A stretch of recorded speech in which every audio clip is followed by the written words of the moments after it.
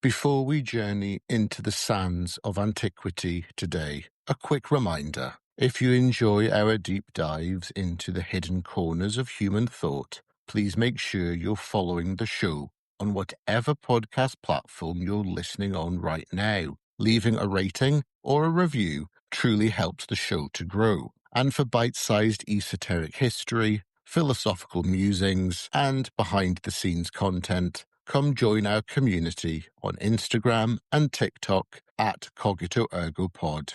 Up until this point, we have done a number of episodes dedicated to the different and unique Gnostic sects which were present in the first 3 centuries after the death of Jesus. What we have found in these sects and these groups is a unique perspective on the way that they felt the Christian message should be understood, interpreted, and shared.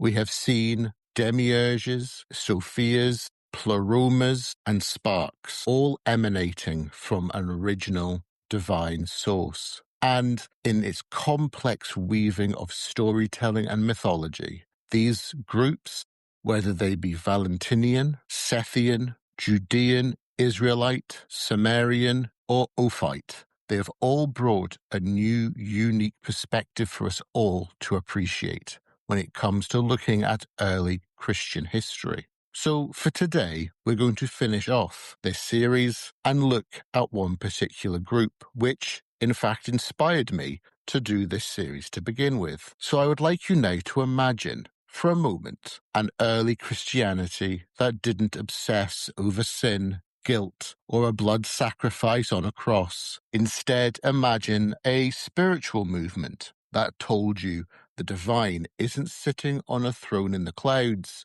but is a hidden spark resting quietly inside your chest. A tradition that claimed its founding figure wasn't just an apostle of Jesus, but his spiritual twin. Welcome to Cogito Ergo Pod, the show where we discuss, delve, and dissect theology, philosophy, mysticism, and the esoteric. I'm your host, Daniel, and today we are finishing off our look into different Gnostic sects as we venture into the mystical, rigorous, and deeply fascinating world of Thomasine Gnosticism. To understand Thomasine Gnosticism, we have to unlearn the idea that early Christianity was a monolith. In the first 3 centuries following the death of Jesus of Nazareth, the Mediterranean and Near Eastern worlds were a chaotic, vibrant marketplace of ideas. We tend to look back through the lens of what survived,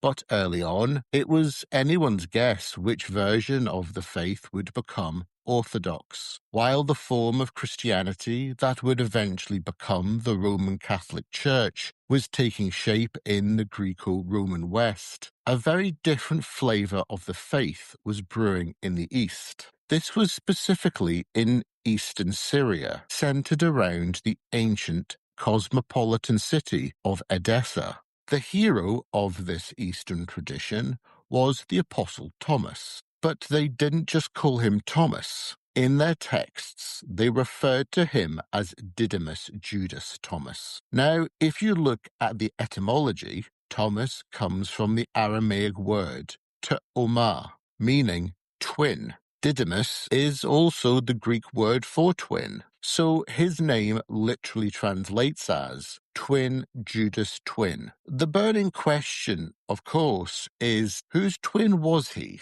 In the Thomasine tradition, Judas Thomas was believed to be the spiritual and sometimes even physical twin brother of Jesus Christ. Historically, this tradition flourished from the late 1st century through the 3rd century CE. For a long time, Orthodox heresy hunters, figures like Irenaeus of Lyon, tried to wipe the Thomasine texts from the face of the earth, viewing them as a dangerous distortion of the faith. For over a millennium, we only knew about these communities through the angry writings of church fathers who were denouncing them. But that all changed, as it often does, in December of 1945. A local farmer in Nag Hammadi, Egypt, was digging for fertilizer when he struck a sealed red earthenware jar. Inside was a library of lost Gnostic papyri, including the now famous Gospel of Thomas and the Book of Thomas the Contender. Suddenly, the voices of Thomasine Christianity could speak for themselves again. The Gospel of Thomas alone was a revelation. It contained 114 hidden sayings of Jesus, completely lacking the narrative structure of the canonical Gospels. There was no crucifixion, no resurrection, and no miracles. Just the pure, unadulterated, and highly cryptic wisdom of the Revealer. Furthermore, this wasn't just a localized cult that vanished into the sands. The Thomasine footprint was massive. To this day, the St. Thomas Christians of Kerala, India, trace their origins directly back to the Apostle Thomas, who, according to tradition, travelled to the Malabar coast in 52 CE. While modern Thomas Christians are mostly orthodox in their theology, their historical existence proves that the Eastern trajectory of the Thomas movement was incredibly vast. So, what did the Thomasine Gnostics actually believe? At the core of all Gnosticism is the Greek word gnosis, meaning knowledge. But this isn't book smarts or intellectual data. It is deep, experiential spiritual insight. In the Thomasine view, humanity is suffering from a case of collective amnesia. We have forgotten that we are beings of divine light, trapped in a heavy, flawed material world created by a lesser, ignorant deity. In mainstream Christianity, Jesus is the Savior who dies as a ransom for the sins of the world. In Thomasine Christianity, Jesus is the Revealer. He is a spiritual guide who comes to wake you up from your slumber. The famous opening of the Gospel of Thomas states, "Whoever finds the interpretation of these sayings will not experience death." Salvation isn't about grace. It isn't about faith. It's about solving the riddle of your own existence. It is the realization that your true identity is inextricably linked to the divine. The idea of the twin isn't just a fun piece of trivia about the apostle, it's a theological blueprint. To the Thomasine mystic, you also have a spiritual twin, a divine counterpart waiting for you in the heavenly realm. To achieve gnosis is to unite with that twin, achieving a state of wholeness they called syzygy.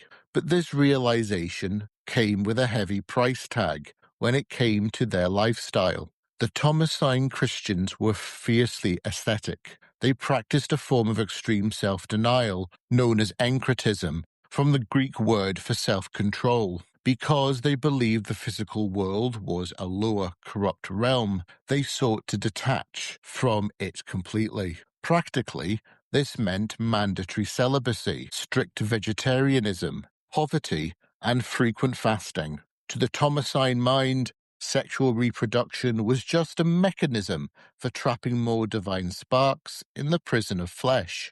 To be a true follower meant to be a solitary one, or monachos, a term that would eventually evolve into the word monk. They were wanderers, stripped of worldly attachments, completely devoted to the inner light. This wandering, ascetic ideal is perfectly captured in our next text, the Acts of Thomas. Written in Syriac in the early 3rd century, this apocryphal text reads like an ancient esoteric adventure novel. It tells the story of Thomas casting lots with the other apostles in Jerusalem to see where each will go to preach the gospel. Thomas draws India. He is terrified of the journey and refuses to go.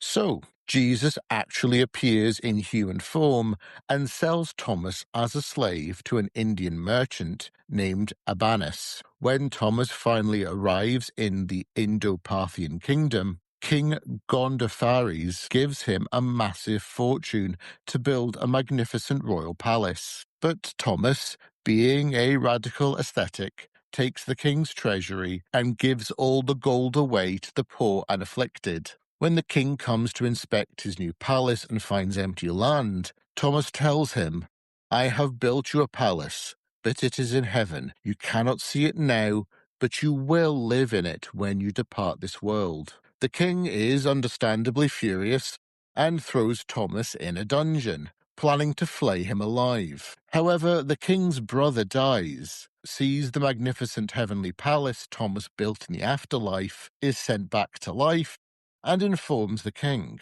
Miracles ensue, leading to the king's conversion. But the story doesn't end there. The Acts of Thomas also highlights the immense social disruption caused by the Thomasine lifestyle. Throughout the text, Thomas preaches celibacy to the wives of noblemen. In one famous subplot, he convinces a noblewoman named Mygdonia to abandon the marriage bed, which infuriates her husband, Cherisias. For women in the ancient world, this encretite message was strangely liberating. It offered a theological justification to escape the dangers of continuous childbirth and the oppressive structures of patriarchal arranged marriages. The absolute crown jewel of the Acts of Thomas, however, isn't the narrative itself. It's a standalone poem embedded within it, sung by Thomas while he is in prison. It's called the Hymn of the Pearl. Many scholars believe the Hymn of the Pearl predates the Acts and was written by the famous Syriac poet and philosopher Didymus.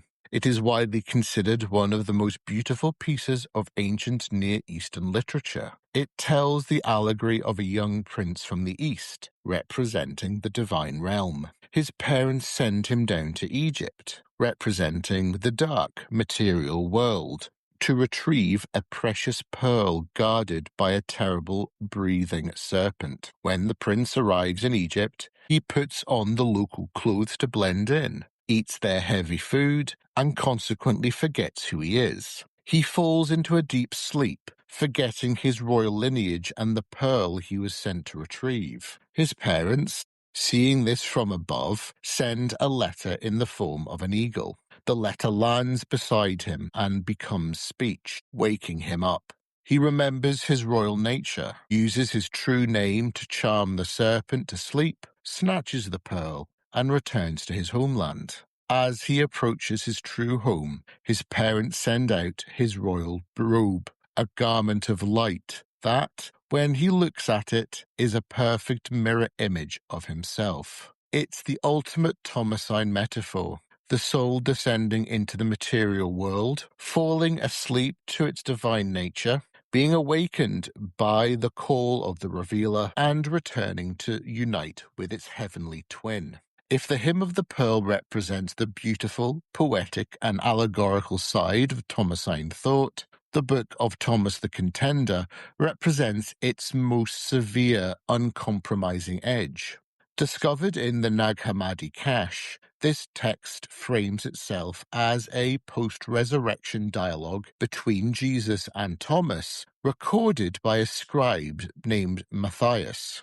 It is heavily influenced by Middle Platonism, using the structure of a philosophical dialogue to deliver spiritual revelation. The tone here is remarkably urgent, almost aggressive. Jesus refers to Thomas as his twin and his true companion, telling him that since he is his twin, he must understand himself. Jesus says, "For he who has not known himself has known nothing, but he who has known himself has at the same time already achieved knowledge above the depth of it all." The contender focuses heavily on a brutal dualism between the visible and the invisible. The text uses the metaphor of fire to describe bodily passions, sexual desire, and material greed. This echoes Stoic and Platonic ideas of conquering the passions, but takes it to an apocalyptic extreme. This hidden fire consumes the soul, makes the mind drunk, and binds humans to a bestial, animalistic experience that will eventually turn to dust. Jesus explicitly warns Thomas of the fire that burns in the flesh. It is a profoundly pessimistic text, regarding the human body. The body is depicted as a decaying prison, a corpse in waiting, driven by blind, irrational impulses. The true contender or athlete of the spirit must fight violently against these bodily urges. The text essentially argues that you cannot be consumed by the fire of earthly lusts if you want to be illuminated by the divine light of the Spirit. There is no middle ground. It's a challenging read for the modern mind, which generally affirms the goodness of the physical world, the beauty of nature, and the value of the human body. But we have to put ourselves in their shoes. For these ancient seekers, living in a brutal world of rampant disease, harsh Roman oppression, high infant mortality, and constant suffering, the physical world did look like a prison. The idea of transcending the fragile flesh to realize an indestructible, divine inner self wasn't just a philosophical exercise, it was a message of profound liberating hope. The Thomasine tradition eventually faded, at least in its Gnostic and Encretite forms. It was outcompeted by the Proto-Orthodox Church that possessed a more structured hierarchy, a more accessible theology, and a more friendly stance towards marriage and raising families. After all, from a purely demographic standpoint, a religion that strictly forbids procreation tends to have a hard time maintaining its numbers over the centuries. Yet the texts that they left behind, the Gospel, the Acts, the Contender, offer us a breathtaking window into an alternative Christianity, one that challenges us to look inside, to question our absolute attachment to the material world, and to listen for the call of that divine twin, whispering to us across the centuries to wake up and remember who we truly are. Thank you so much for joining me on this journey into the desert sands and the deep waters of Thomasine Gnosticism.